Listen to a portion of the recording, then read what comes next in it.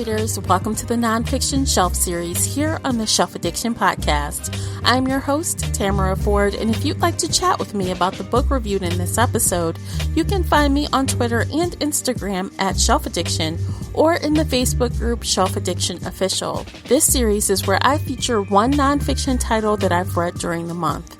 If you enjoy nonfiction, then you'll want to keep informed with what I'll be discussing each month. You can do that by subscribing to the Shelf Addiction newsletter. Before we get started, I want to share with you one of the ways you can support Shelf Addiction. If you enjoy this show and the content that I produce, please share this podcast episode with someone that would enjoy it or on your favorite social media channel. Let's jump into it. In October, I completed Unfuck Yourself, Get Out of Your Head and Into Your Life by Gary John Bishop. Yes, that is the title. Yes, there is an asterisk on the cover, but guess what? He does use the word fuck throughout his audiobook. So I'm going to use that here because that is what is intended. The audiobook is also narrated by the author. This book was published August 1st, 2017 by Harper One and Harper Audio, respectively. It was first self-published in 2016 by the author. The ebook comes in at 218 pages and the unabridged audio is 3 hours and 23 minutes. I selected this book because I wanted something that was a little motivation and that would be easier to digest. Based on the reviews, this seemed to fit the bill. Turns out this is the first book in a series. The next parts are Stop Doing That Shit and Do the Work, both published in 2019. As of the time I'm recording this podcast, this is a pretty popular book. It's actually number 17 on the Amazon charts in its category of personal development and personal success. The book blurb states that this is a refreshing, BS-free self-empowerment guide that offers an honest, no-nonsense, tough love approach to helping you move past self-imposed limitations. Okay. I think that is a pretty accurate statement, so let's jump into the things that I did like about it. I like that this book felt like a solid starting point for exploring self-talk and the power of doing versus self-talk and negative self-talk.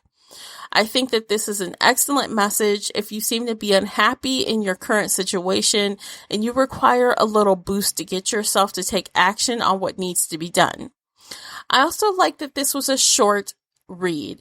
There were lots of themes that were mentioned, and I feel that the surface was just scratched. So to focus on the biggest message he was delivering, a small and quick vessel to deliver this was best. The size of the book also helped to cut down on some of the things being constantly repeated, like some other self-help titles do.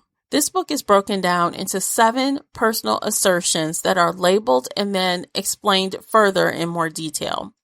Those 7 are, I am willing, I am wired to win, I got this, I embrace uncertainty, I am not my thoughts, I am what I do, I am relentless, I expect nothing and accept everything.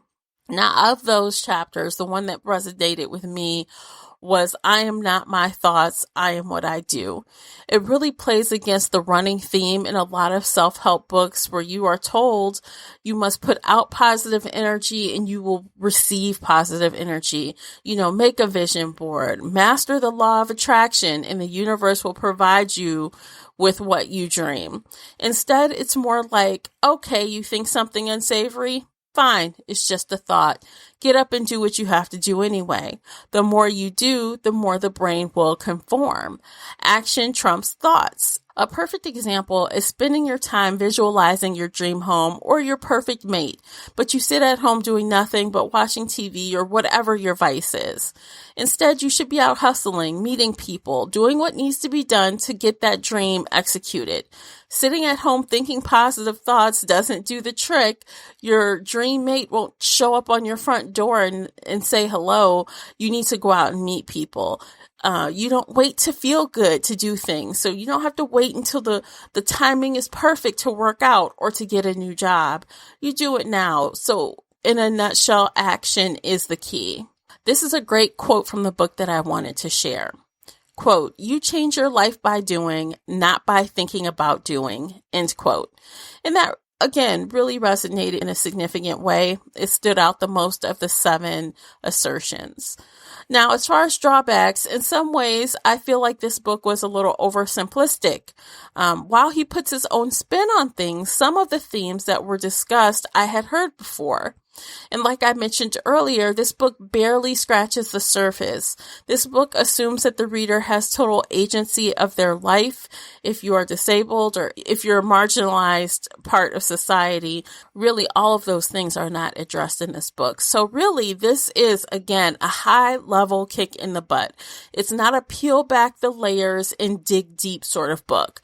So if you know that going in, you will be able to manage your expectations. I listened to this book on audio, and Gary John Bishop did a fair job.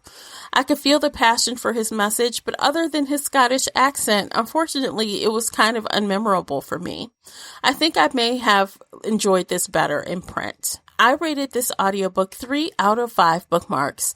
I do recommend this title if you enjoy different self-help nonfiction titles. If you're just consuming a whole lot of things to try to get as much information as you can, toss this one on the pile. I mean, it is a short to the point read, so it won't take you very long.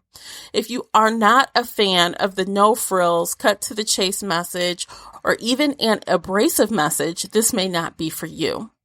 While I got something out of the audiobook, I personally will not be reading the other books in the series. I am curious to see if you loved this book or if you liked it and you have read the other things. I would love to know what you thought of his other titles as well. I do think he has some good knowledge here, and there's definitely something to get out of it. Just check your expectations when you start the book, and I think you'll get what you need out of it. If you're reading or listening to this title, be sure to find me on Facebook in the Shelf Addiction official group, and let's talk about it. Let's have a conversation. I'm going to end things there, and until next time, happy reading. Take care, everybody. If you enjoyed today's book chat episode and would like to show your support, there are a few things you can do. Head on over to Apple Podcasts and leave a positive 5-star review. You can follow me on Twitter at Shelf Addiction. Most importantly, you can share this podcast with friends and family that enjoy all things bookish, including author interviews. Thank you for listening, and until next time, happy reading.